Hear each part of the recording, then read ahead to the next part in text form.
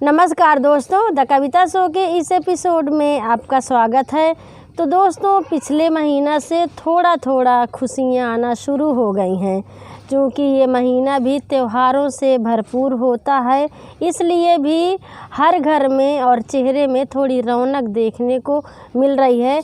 दूसरी बात मैं ये भी देख रही हूँ कि अब शादी ब्याह भी होने लगे हैं, विचरने लगी हैं, और इसी का फ़ायदा उठाते हुए सबके दिलों में राज करने वाली मशहूर सिंगर नेहा कक्कड़ ने भी शादी कर ली है। ये सब कुछ देख करके ऐसे सुकून मिल रहा है, महसूस हो रहा है कि मानो अब ज़िंदगी नॉर्मल सी होने लगी है।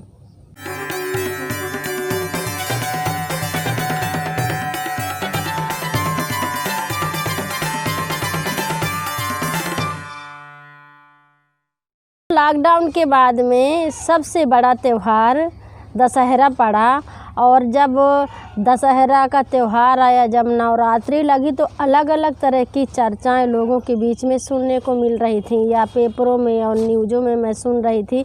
लोग बोल रहे थे कि ये जो दशहरा है ये प्रेम का त्यौहार है, लोग गले नहीं मिलेंगे क्योंकि कोरोना है, लोग हाथ नहीं मिलाएंगे क्योंकि ये सारी चीज़ें कोरोना के नियम में है, तो लोग दूरी बना करके रहेंगे, देवी के पंडाल नहीं सजाए जाएंगे, मूर्तियों का विसर्जन धूमधाम से जैसे हर साल होता था गाजा बाजा के साथ में वो नहीं होगा, और अगर मंदिरों में लोग जाएंगे तो मास्क लगा करके जाएंगे। लेकिन जब नवरात्रि ख़त्म हुई और मैं भी एक दिन मंदिर में गई थी, और मैंने देखा कि मंदिर में लोग बिना मास्क लगाए हुए आराम से भीड़ भाड़ में सब लोग पूजा कर रहे हैं। देवी के पंडाल उसी तरह से सजे मिले जैसे हर साल थे, उतना धूमधाम नहीं था, लेकिन बाकायदा देवी के पंडाल भी सजाए गए थे। मूर्ति का विसर्जन भी धूमधाम से और गाजे बाजे के साथ में हुआ। और जब दशहरा हुआ, दशहरा के मिलन में मैंने देखा कि लोगों ने खूब हाथ मिलाया, खूब गले मिले, एक दूसरे के हाथ का पान खाया, मिठाइयाँ खाईं। तो ये जो त्यौहार की खुशी है इसने कोरोना को एक तरफ रख दिया है। इसी तरह से आज बारात है, और आज मैं देख रही हूँ कि मार्केट दुल्हन की तरह सज गया है और उसकी भी तैयारियाँ ज़ोरों से चल रही हैं। मार्केट भीड़ से खचाखच भरी हुई है, और ये सब देख करके तो फिर से यही लग रहा है कि मानो कोरोना नाम की कोई चीज़ ही नहीं है।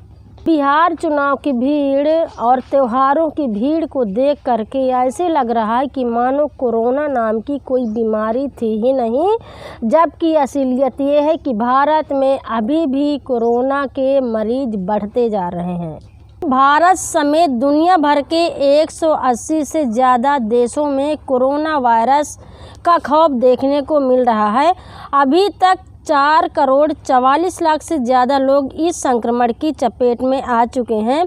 यह वायरस 11,73,000 से ज़्यादा संक्रमितों की ज़िंदगी छीन चुका है।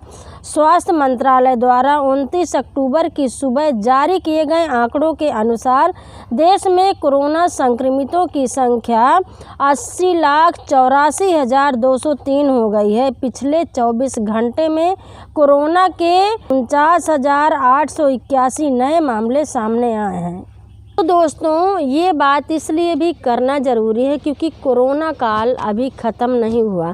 जिस तरह से आप सब अब बेखौफ हो गए हैं, निस्फिक्र हो कर के घूम रहे हैं, ये शायद हम सब के और हमारे परिवार के स्वास्थ्य के लिए अच्छा नहीं है।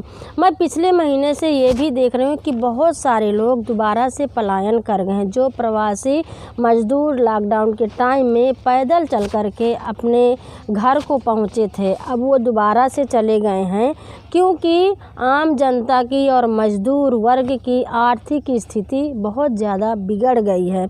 इसलिए भी उनकी मजबूरी है कि दोबारा से उनको पलायन करना पड़ रहा है। दूसरी तरफ जो खबरें आ रही हैं, जो मैं देख रही हूँ कि कई देशों ने घोषणा करी है कि वहाँ पर दोबारा से लॉकडाउन फिर से शुरू हो रहा है। जो खबरें आ रही हैं, फ्रांस के राष्ट्रपति इमैनुअल मैक्रों ने देश में दूसरे लॉकडाउन की घोषणा की है। इस बार पूरे नवंबर के महीने में लॉकडाउन किया जा रहा है। मैक्रों ने राष्ट्र के नाम संबोधन में शुक्रवार 30 नवंबर से शुरू हो रहे लॉकडाउन के नए प्रतिबंधों के बारे में जानकारी दी। उन्होंने कहा कि लोगों को सिर्फ जरूरी काम या स्वास्थ्य के कारण ही घर छोड़ने की इजाज़त होगी। फ्रांस में कोरोना संक्रमण के बढ़ते मामलों की वजह से दूसरी बार लॉकडाउन किया जा रहा है। इस दौरान रेस्टोरेंट और बार जैसे गैर जरूरी व्यवसाय बंद रहेंगे, जबकि स्कूल और फैक्ट्रियां खुली रहेंगी। कोविड-19 के कारण होने वाली मौतों का फ्रांस में आंकड़ा अप्रैल के बाद से सबसे उच्च स्तर पर है।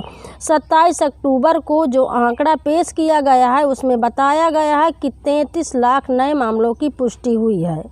खबरों में ये भी बताया जा रहा है कि जो विदेशों में जब से अनलॉक हो गया था, उसके बाद से भारत के जैसे वहाँ के लोगों ने भी बहुत सारी असावधानियाँ बरती हैं, लापरवाहियाँ की हैं। विदेशों में पर्यटकों के लिए खुली छूट दे दी गई थी। खूब लोग खुलेआम में घूमते थे, एक दूसरे का हाथ में हाथ जोड़ के चलते थे। भारत के भी बहुत सारे लोग विदेशों में यात्रा करने के लिए गए हैं, मतलब घूमने फिरने के लिए गए हैं और इस तरह से बिना मास्क लगाए वो लोग टहल भी रहे थे, खा पी रहे थे। सारी छूटें, मतलब नॉर्मल सी ज़िंदगी हो गई थी। जैसे मैं चर्चा कर रही हूँ कि अब अपने भारत में भी सेम स्थिति यहाँ पर है। अभी लोग बेखौफ हो गए हैं, आराम से घूम रहे हैं, लेकिन अब आप देख रहे हैं कि वहाँ की स्थिति दोबारा से फिर से बिगड़ने लगी है और दोबारा से ये चेतावनी जो आने लगी है कि फिर से दूसरे लॉकडाउन की नौबत आ गई है।